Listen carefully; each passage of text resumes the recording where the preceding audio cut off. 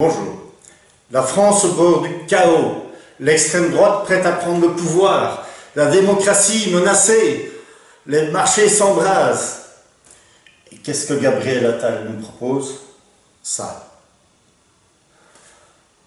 Un programme complètement vide de sens, absolument déconnecté des thématiques actuelles, comprend absolument pas, ou bien il ne veut absolument pas admettre, ni même mentionner pourquoi 40% des Français ont voté pour l'extrême droite. Et évidemment, la raison, c'est l'immigration, c'est la raison numéro 1, et dans son programme, pas un mot sur l'immigration. Et après, il va faire étonner que l'extrême droite arrive au pouvoir. Mais voilà, c'est évident. Si on ne veut pas aborder les sujets principaux, si on ne veut pas résoudre les problèmes existants, ben c'est ce qui se passe. Alors, qu'est-ce qu'il y a dans son programme? On dirait vraiment un programme comme si rien de spécial ne s'était passé. Hein, on se croirait dans un monde de bisounours. Prime Macron, ça c'est vraiment la mesure pour faire semblant qu'on fait quelque chose pour l'emploi et pour le pouvoir d'achat. En réalité, ça n'a aucun impact. Ça n'a aucun impact sur l'emploi, parce qu'on ne parle que des primes, et très peu d'impact sur le pouvoir d'achat, pour la même raison. Donc c'est vraiment faire semblant pour dire on fait quelque chose, c'est éviter le problème numéro 2 de la France, qui est le coût exorbitant de la main-d'œuvre. Deuxième point, l'électricité en baisse de 15%. Là, pareil, l'autre jour, je parlais des socialistes qui proposent la même chose. Tout le monde propose une solution similaire. Il faut savoir que le prix de l'électricité dépend du marché européen. Alors, il parle de l'Europe, il ne se rend pas compte que le prix de l'électricité dépend du marché européen. Comment il va faire pour baisser l'électricité de 15%, alors qu'on dépend des Allemands, des Belges, des Italiens, etc., pour le prix de l'électricité. Et deuxième chose, je voudrais bien savoir comment il va faire pour diminuer de 15%, alors qu'on continue à financer à coût de dizaines de milliards des éoliennes qui produisent de l'électricité 4 fois plus cher. Il faudrait qu'il m'explique. Retraite ajustée sur l'inflation. Ça, c'est intéressant, parce que, en fait, c'est tout à fait normal que les retraites soient ajustées sur l'inflation. Si elles ne l'étaient pas, les pensionnés ne pourraient pas survivre. Voilà. Donc, un peu enfoncer des portes ouvertes. Je ne vois pas très bien en quoi ça correspond à un programme d'ajuster sur l'inflation. Oui, les retraites doivent augmenter au fil des années. Mais en réalité, ce n'est pas sur l'inflation qu'il faut les ajuster, c'est sur les cotisations. Sinon, le système de retraite va faire faillite. Donc là, déjà, il fait fausse route. Ce n'est pas très grave, mais il fait fausse route sur ce point-là. Complément santé, oui, c'est pas mal, c'est très bien. Fourniture scolaire, leasing de voitures électriques, exonération des frais de notaire pour les achats pour le premier logement. Tout ça, c'est très joli, c'est très gentil, on peut qu'abonder dans ce sens, ce sont d'excellentes propositions, mais c'est tout à fait hors de propos en ce moment. En ce moment, la France, qu'est-ce qu'elle a dit? On a trop d'immigration, on a trop d'islamisation, on est trop imposé, et il y a trop de violence dans les rues. Et tant qu'il n'aborde pas ces sujets principaux, mais surtout l'immigration, face, ça ne va pas aller. Il ne propose pas de diminuer l'immigration de 90% à partir du 1er septembre, eh ben, le bloc centriste fera 4,5%, pendant que Marine Le Pen fera 54,5%. Voilà. Et ils l'auront bien cherché. Et on va tous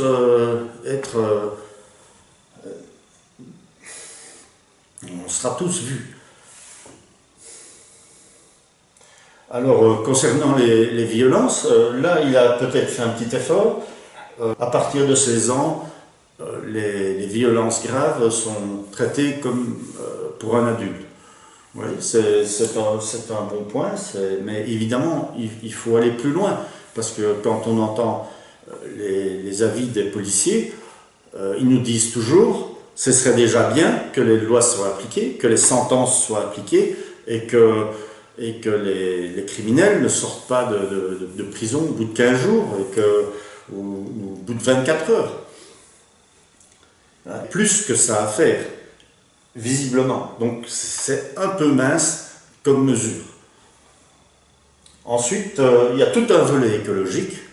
Il est tellement grand qu'il n'y a pas eu la place sur le tableau, et ça vaudrait peut-être le coup de faire une vidéo spéciale pour ça. Il y aura encore des vidéos sur ce thème-là, bien sûr. Donc là, je vais effacer et je vais vous écrire qu'il y a dans ce volet écologie.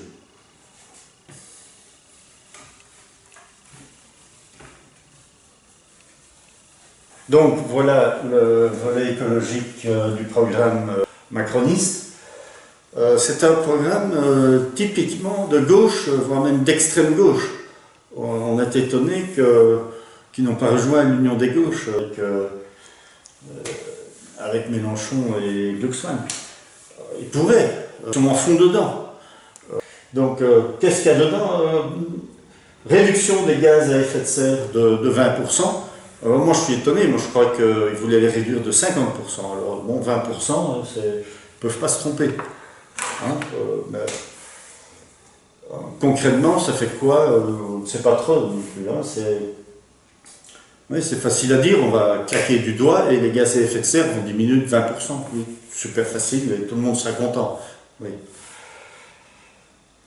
Alors, 200 000 emplois, 400 usines, bien sûr, oui, ça va aussi se faire d'un claquement de doigts, ça va tomber du ciel.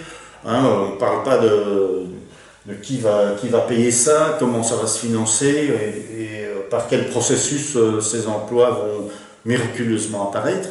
Il faudrait peut-être en parler un peu plus, hein, évidemment. C'est le genre de parole en l'air typiquement de la gauche. Et enfin, lutte contre la fraude fiscale, je ne vois pas très bien pourquoi ça tombe dans le volet écologique, mais ça aussi, c'est complètement bidon. Non, on ne va pas lutter contre la fraude fiscale, on va dissoudre tout de suite le ministère des Finances. Voilà, c'est un peu stupide. Rien donc dans ce programme de spécial, et on est de nouveau dans cette logique où l'écologie devient idéologie, et une idéologie qui est visiblement celle de gauche.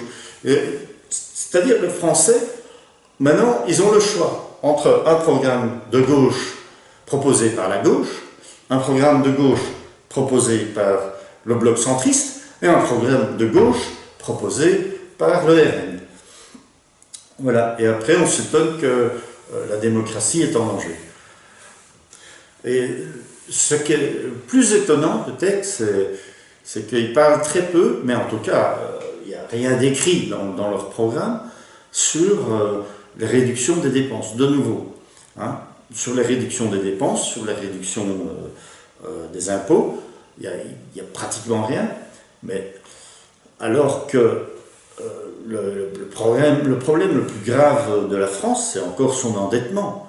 Hein, il y a l'immigration, il y a l'endettement, mais tout le monde revient sur le pouvoir d'achat. Le pouvoir d'achat, comme je l'ai déjà dit, oui, c'est évidemment toujours la chose la plus importante pour les gens.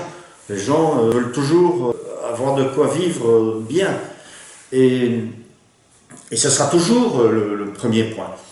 Mais quand on parle des problèmes de société, on a l'immigration, l'islamisation de la France, la violence urbaine et l'endettement de la France. Aucun des trois blocs qui propose quelque chose de sérieux sur cette thématique, à part le RN qui promet de réduire l'immigration.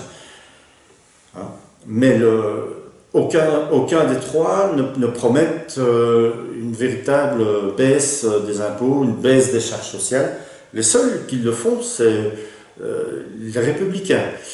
Or, comme par hasard, ils ont fait que, si je me souviens bien, 7,5%. Pourquoi les gens ne votent pas mieux que ça aussi, hein, on peut se demander. Donc, les Républicains et Marion Maréchal, pratiquement, là on a des personnes qui se comptent sur les doigts d'une main, sont les seuls qui proposent vraiment des réductions d'impôts, des réductions de charges sociales, qui comprennent le problème, ce problème économique extrêmement important pour la France. Malheureusement, ils sont nulle part dans le paysage électoral. Ils vont être absorbés par le RN, et ce sera le RN qui décidera. Donc on est mal barré, pour vous dire. Voilà, j'espère que vous avez apprécié cette courte vidéo. Très courte parce que ça ne sert à rien de discuter pendant des heures et des heures.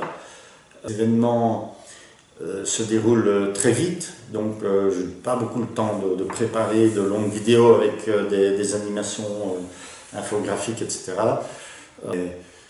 Je pense que l'important c'est de dire la vérité et de dire ce qui est, et de voir les choses succinctement et à tête reposée. Voilà, j'espère que vous avez apprécié cette vidéo, que vous regarderez les vidéos suivantes et que vous mettrez un like. Merci, à bientôt.